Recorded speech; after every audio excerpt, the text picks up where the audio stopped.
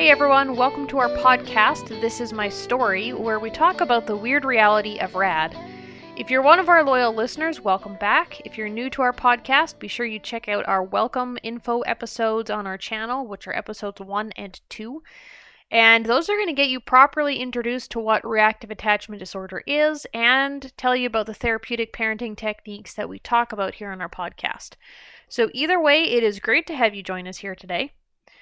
This podcast is interviews with kids and parents and professionals who are sharing their stories with us on a wide range of their experiences, anything from their craziest happenings to their journeys of healing. Today is Tuesday, May 19th. You're listening to our 12th episode, and joining us today is Jennifer. She is a grandma living in Michigan, and she's sharing her story with us today about having a grandson with reactive attachment disorder and how it's affected their family dynamic and their family relationships. This is the first part of her interview, so we're also going to have her back next week. So Jennifer is here to tell us her story. Let's get into it.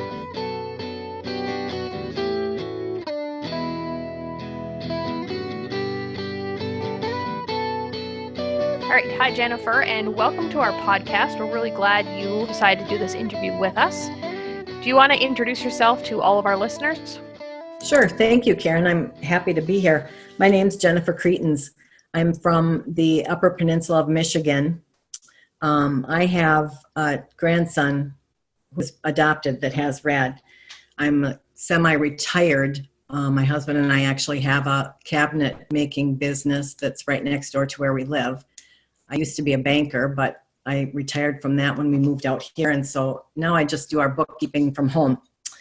In addition to that, we also have a small hobby farm. We have chickens, ducks, a couple of miniature horses, and a large riding horse, a couple of standard poodles, and a little dachshund. So on our hobby farm, when it originally started, I had the idea of having a therapeutic riding facility and actually was able to do that for a while until I had some issues with my spine and had to stop. So now with having the grandson with RAD, I'm hoping that eventually we might be able to pick that back up again because I've heard so much positive things about equine therapy with different disorders of children. Yeah, that would be great. Yeah. So we're pretty blessed. Both of our children and their children live, of course, right near us. We can see one of our kids' houses from ours, and our other daughter and son-in-law who have the two adopted grandchildren, they live just a quarter mile down the road. So we're all very close and try to get together as much as possible. Oh, that's lovely to have everybody close together. Yeah, we're very blessed. We know lots of people that don't have that luxury. Yeah, exactly. Oh, that's great. So you don't live with RAD, but your grandson has RAD, and your family's really close, and you are together with them. So what's your story, and what's something that stands out to you about the journey you have and watching your daughter and her family go through with your grandson having RAD? It was quite an eye-opening experience, actually, because I don't think any of us had a clue what RAD was. Of course, it's reactive attachment disorder, but until our daughter actually dug in further, once he got that diagnosis and we realized what it all involved, it was a total shock. It made sense, but it was a total shock that nobody in the entire system, because they came from foster care, really seemed to know anything about RAD either. So that was kind of disheartening. And of course, our daughter and son-in-law kept pressing for an accurate diagnosis because they knew there was something more with him than just the typical foster to adopt things like ADHD or FASD. So once they got this diagnosis of RAD, and they started learning more and more about it, they had lots of challenges, obviously, that people with RAD children and grandchildren know. Mm-hmm. So we don't actually have as many of the big get-togethers right now that we used to because of him being RAD. It's got to kind of be scaled back on their end while he's healing. So that's been a little upsetting, but we try to just do get-togethers with them as a single family so that it's quiet and more structured and not so chaotic for him. And have to remind ourselves it's not about us. It's about him and healing and their families. Mm-hmm. So we do that when we can. And they're doing every possible thing they can to help him heal. And I guess that was why I wanted to become a respite provider, because I wanted to help them and support them as much as I could. And not really knowing anything about it, I knew I had to get trained on how to become a respite provider. Right. Yeah. And is there a special part of the story or the journey you've gone through that is something you would want other families or people to know about when they're going through a similar journey? There's hope.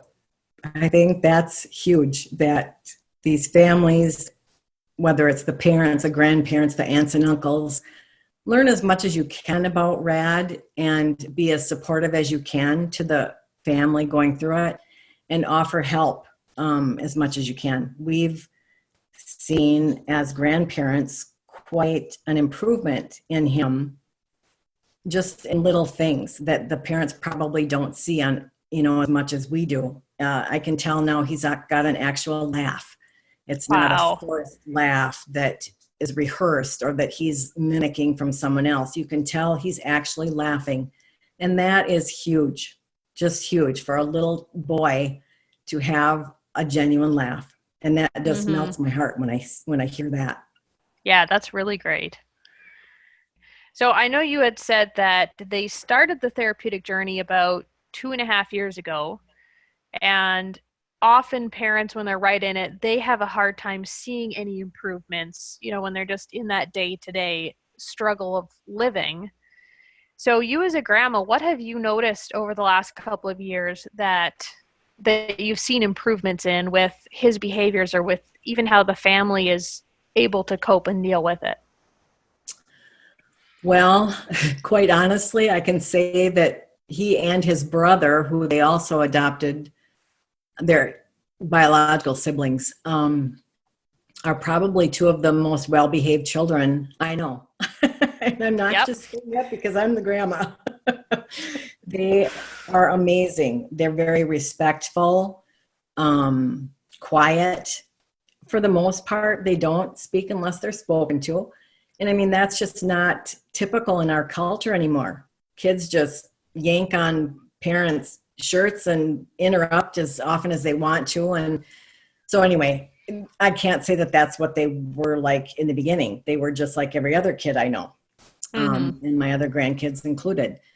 But yeah, that's one of the biggest things I think is how far they've come in their respect and manners.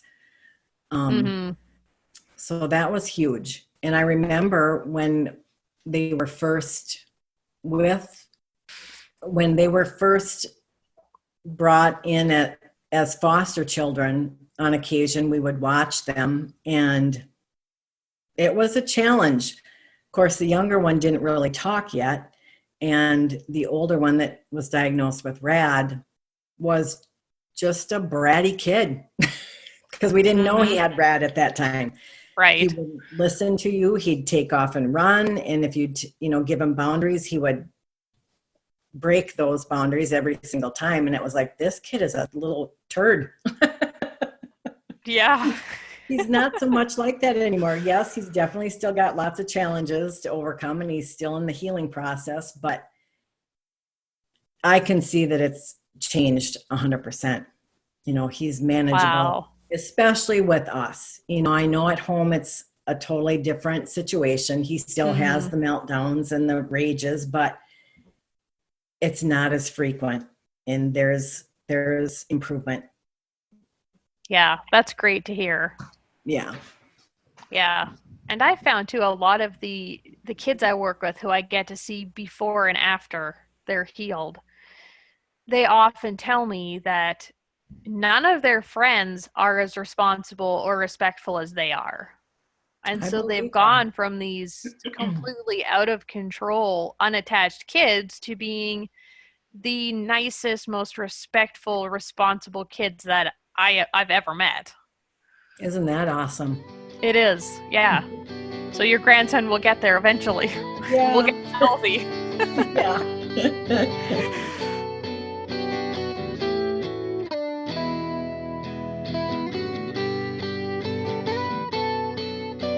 All right, that brings us to the end of our interview with Jennifer. This was the first part, so make sure you come back next week to hear the second part. She's going to answer some questions for us, and she's also going to talk about how she provides respite as a grandma and what she's been able to do to support the family on their healing journey and to promote healing and connection in their family without disrupting that bond, and what it's been like for her being a grandma and not being able to do some of the typical grandma stuff with her grandchildren. So we're really excited for that. So make sure you check back next week. That will be episode number 13.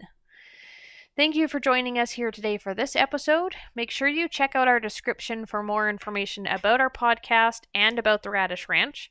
And if you haven't already, make sure you're subscribed to our channel and you've turned on the notifications so that you can get our episodes straight to your inbox every Tuesday morning. And also, if you haven't already, make sure you check out our social media pages. We have a Facebook page as well as an Instagram account, and we post all kinds of great information and tips and parenting ideas on there on a daily basis. The songs on our podcast are The Way Things Go and Come Down, both written and recorded by French Press and used here with their permission. This Is My Story is brought to you by the RADish Ranch. I'm your host, Karen Poitras, and I will see you next week. Stay awesome.